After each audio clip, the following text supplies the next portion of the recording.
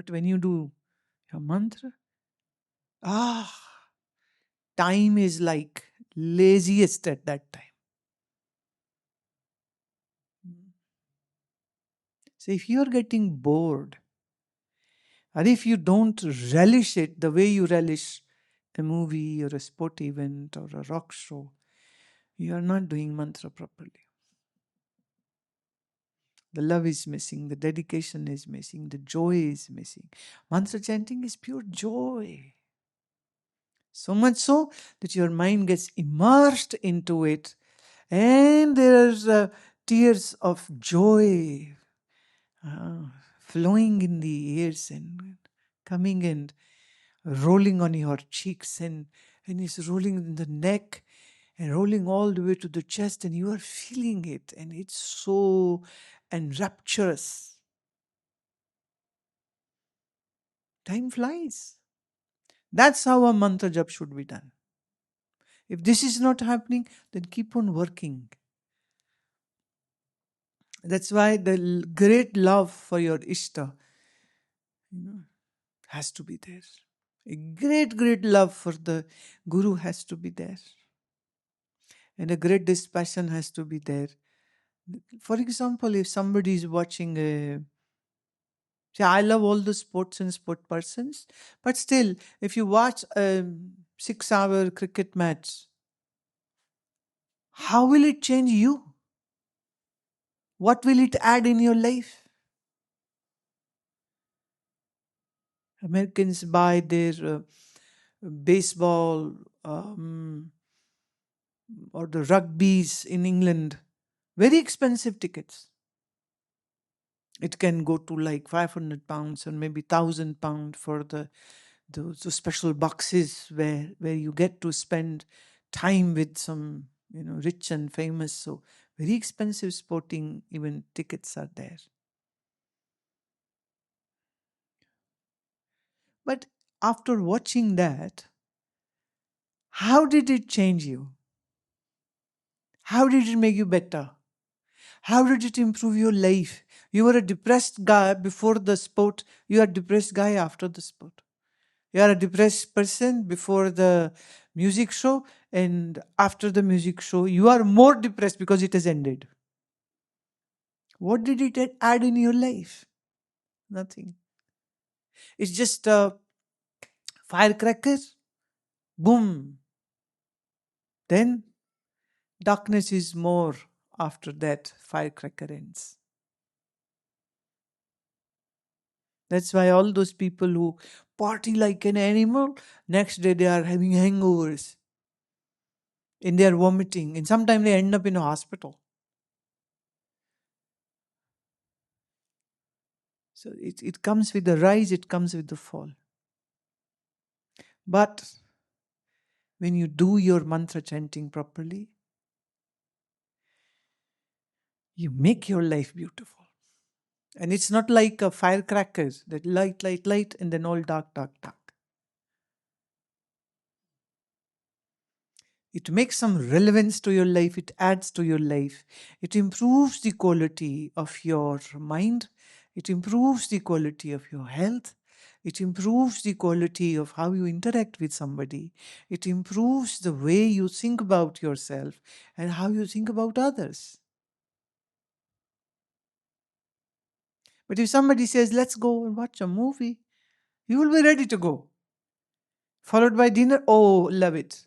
And somebody says, let's do mantra chanting for 1 hour.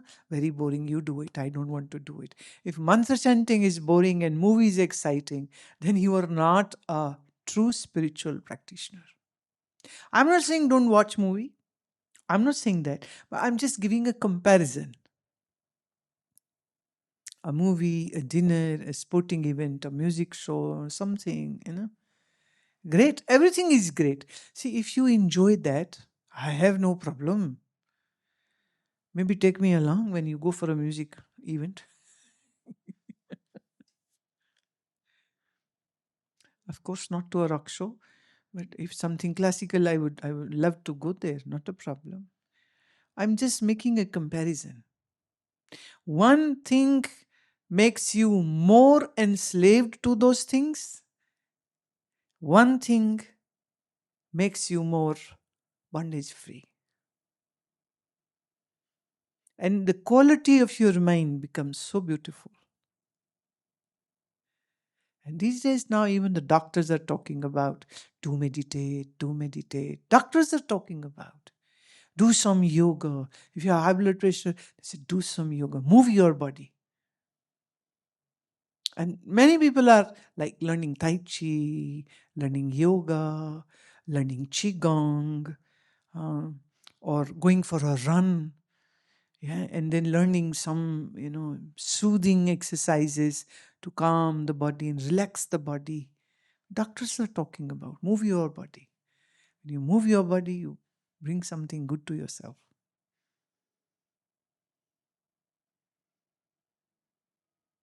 Just ask yourself, will this be adding on to something to my life?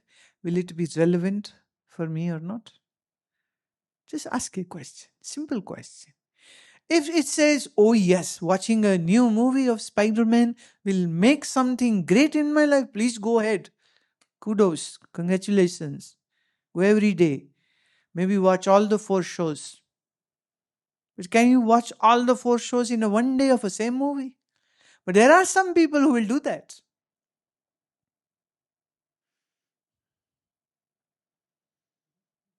I was reading this.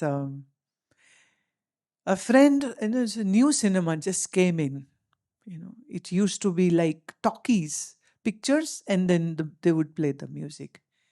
And then came when the colored started.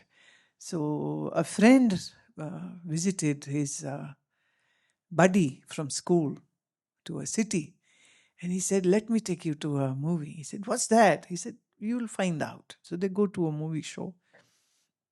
They go for a 3 to 6 kind of a show.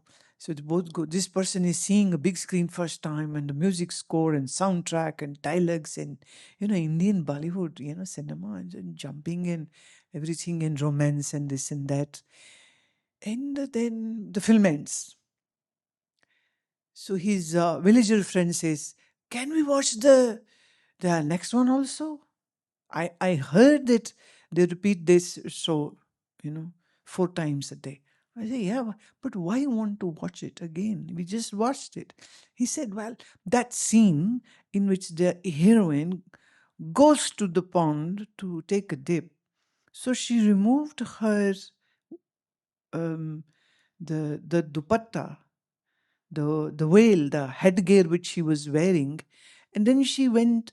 They show that she's dipping her foot in the water, and then a train came, and then she came out. She was all dressed. I said, "Yeah." He said, "For that scene, I want to see the movie again." I said, "But why?" He said, "See, when she removes her headgear, and then her foot was shown, so maybe this time the train gets late, and I can see her naked." He said, "But why would train be late?" He said, "Indian Railways. Maybe any railway of any country can sometime be late." So it's an old story, not these days. These days our railways are doing perfect job, wonderful job. It's an old story. He said, "But maybe the train gets late, and then I get to see the heroine naked. She's so beautiful." He said, "My dear, if we watch another 100 shows, every time train will come in time, and you will not see her naked."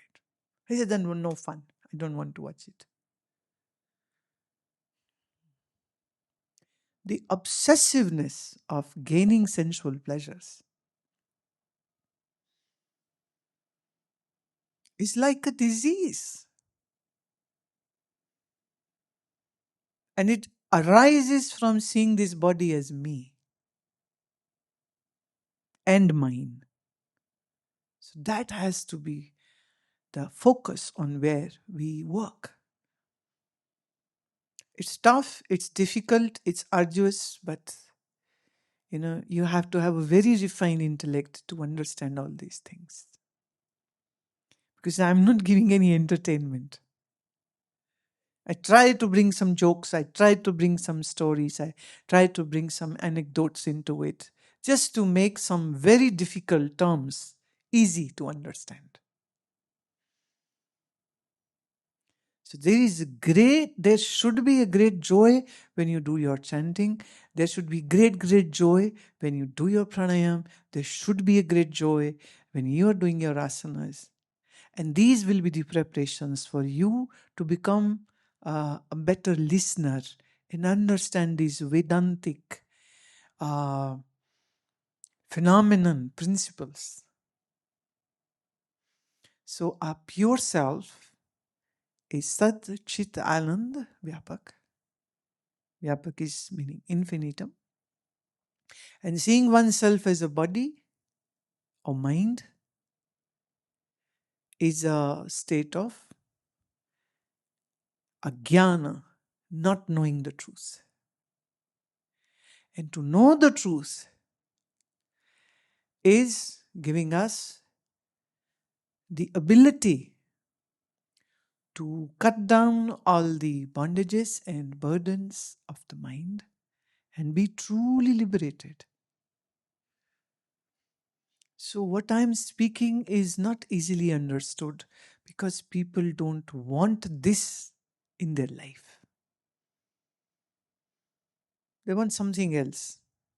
And what I have to offer is pure Vedantic truth given to us by our Upanishads, Bhagavad Gita, and wonderful work of Adi Shankaracharya.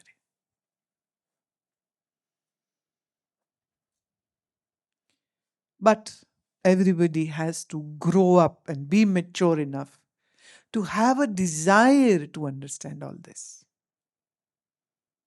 When you were just a child, you are happy with the toffee, right? You are happy with the doll. You are happy with the small car. Have you seen children going crazy for that car? Have you seen the little girls going crazy for their dolls? And yeah, when this baby boy or girl will grow up, then they want a real car and they want a real girl or a real boy as a friend, as a mate. But game is still same. First the boy was excited with that little car. Then this man will be very excited with his Lamborghini. It's the same. It's no difference at all. A little baby girl is very excited with her doll. And this girl grows up to become a young, beautiful lady. She wants to be bedecked like a doll.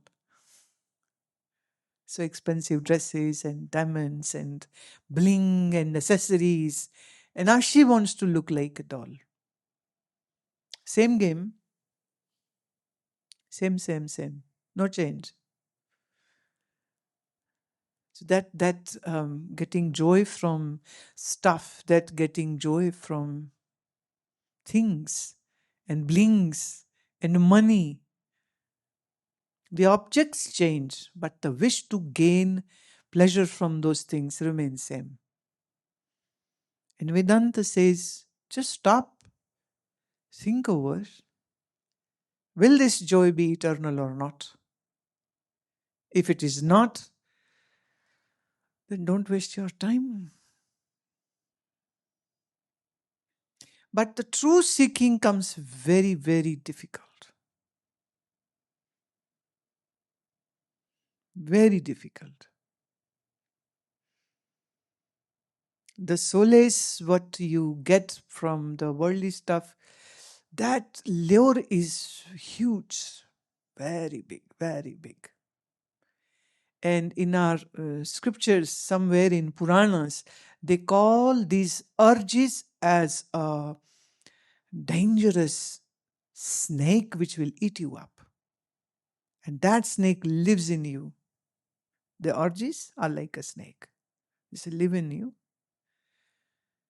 And this snake eats you. ruins you. But it's difficult to let go of the urges or the snakes of the urges. The snake, a deadly poisonous snake, bad. One would be scared, but they say don't be scared of an external snake.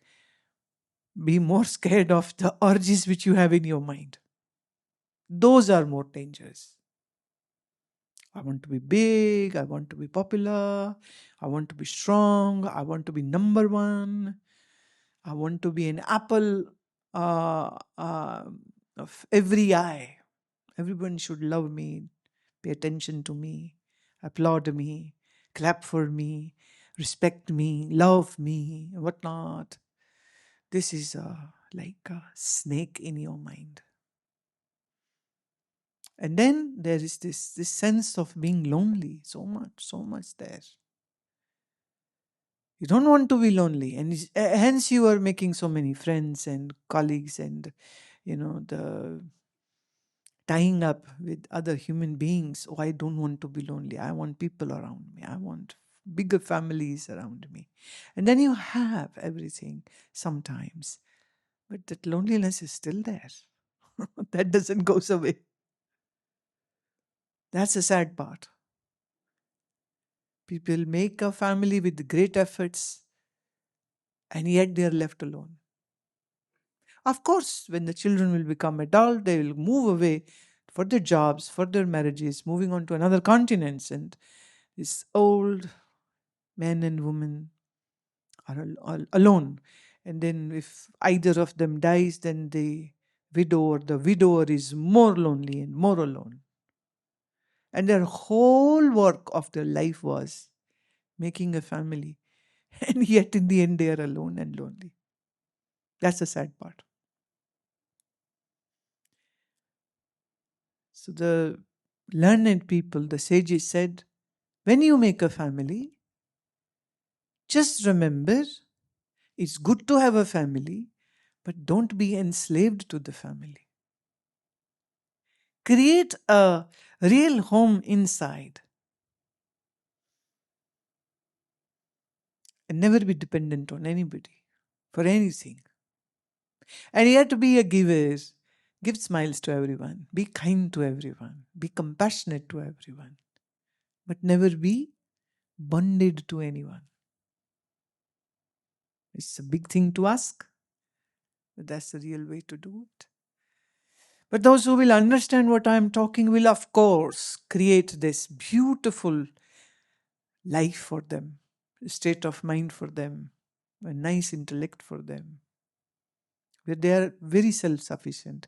Why? Because they have known what self is. Must.